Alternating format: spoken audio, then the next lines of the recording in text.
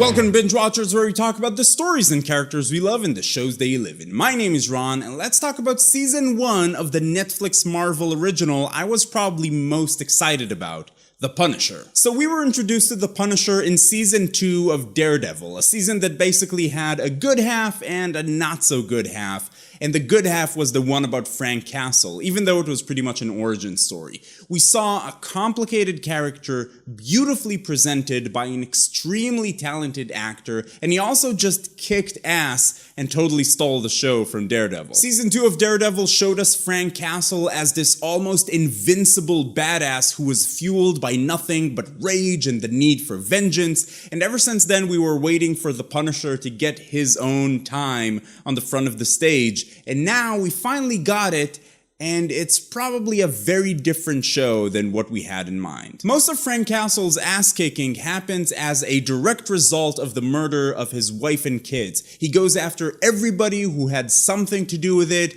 and lots of other bad guys who are sort of maybe a link to it, or were just in the area, or people he thinks are evil, or people who kind of just looked at him wrong, I guess. Season 1 of The Punisher takes place after most of that. He already had his killing spree in Season 2 of Daredevil. We get one episode that sort of recaps some of that for us. He kills a bunch more people, and we know there are still some folks out there who are still connected to it, but he got most of them, as he has murdered the amount of people equivalent to the population of a small city. This season is not really about Frank Castle getting more revenge. There is that, for sure. Plenty of folks die by the hand of the Punisher, but in the sense that a show is not always about its plot, this season is about how veterans deal with life after war, how people deal with tragedies in general, what people do and say to justify their actions, and how they feel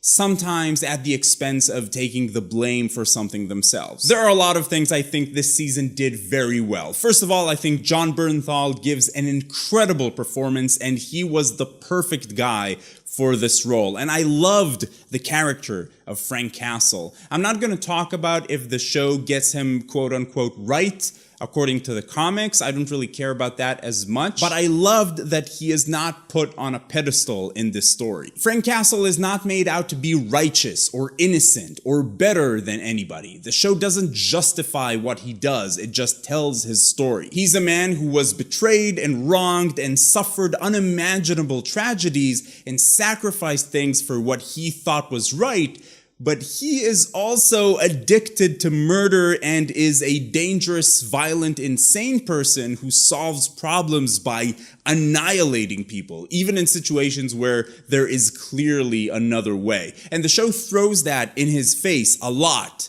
which I loved. This season also spends a lot of time tackling issues like PTSD, the life of veterans after war, and gun control. And I think the show did a really good job doing that. They never preach. They never say, these people are wrong just because they are. A show like Sense8, for example, which I also absolutely love, has characters take a stance against something. The show calls out things that very clearly the people who made the show think are wrong, which makes perfect sense for that show and the characters in it. And it's going to piss off people who disagree with what the people on that show have to say, and those people are free to, just not watch that show. But The Punisher takes a different approach, and if it does raise an issue, it shows both sides. For example, it's interesting for a show about a murdering vigilante to talk about gun control, and they do it perfectly. They have a debate, they call out anybody who's being a hypocrite,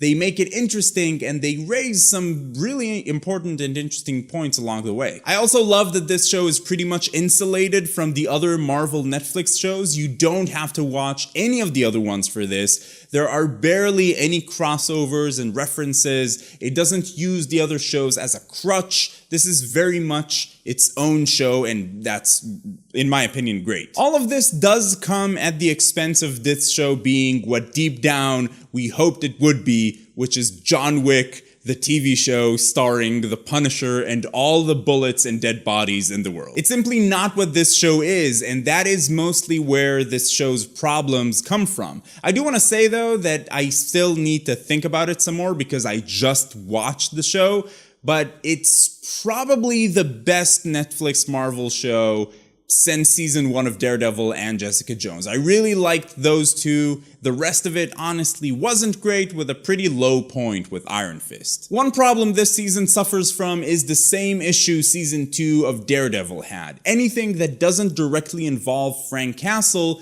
just isn't as good. The scenes without him and the subplots that don't involve him directly are often not as interesting, not very well fleshed out, and rely heavily on cliches. There are conversations in this season where you can pretty much word for word guess what people are going to say. Frank's story is super interesting, but this is not the story of the Punisher. This is something that happens after Frank Castle did his thing and is affected by the story of the Punisher, which really took place in season 2 of Daredevil. We do, however, get a ton of insight into the character of Frank Castle, which was fascinating to me, and Jon Bernthal is amazing. This is also a slower show than what you would probably expect. The show spends a lot of time on characters telling stories about what they went through and working through those things, and that comes at the expense of all the action we came here to see. It just feels that sometimes we linger on a character that just isn't that important, and the show doesn't really strike the right balance between introspection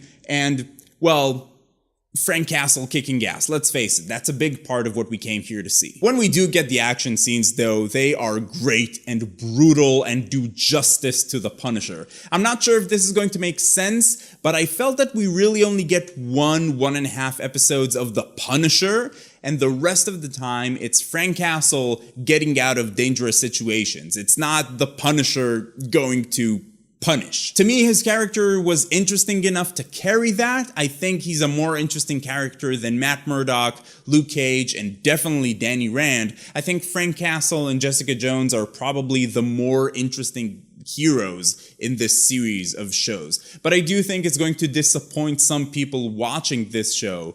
When we get the Punisher kicking ass, it's glorious. When we get Frank Castle talking about his feelings, it's heartbreaking. But one of those things is going to be more interesting to you than the other, depending on who you are and what you like, and we do get one of those things more than the other. The story in this season is pretty messy, which I both liked and disliked. It makes sense that it's a messy story because it's more like how things actually unfold in real life, since this is not Frank's initial revenge killing spree. It's not a simple linear story. It's a bunch of related things all happening at once. But that also makes the story less coherent. So some episodes I found myself not super invested in what was going on, especially if Frank wasn't involved directly. My favorite part of the show is probably the unlikely partnership that happens between Frank and Micro, with Micro being a fantastic, interesting, well-acted character. Some of the show's best moments happen in that storyline. That's all I'm going to say about that though, because of spoilers! Also, quite a few characters in this show are T-800s, Frank included. People get shot in the face and have their arms broken and stabbed and lose all the blood in the world, and they pretty much just walk it off, or at worst, they have to rest for like an hour. And then they don't have as much as a bruise. I didn't really mind that at all because, I mean, come on, it's fine.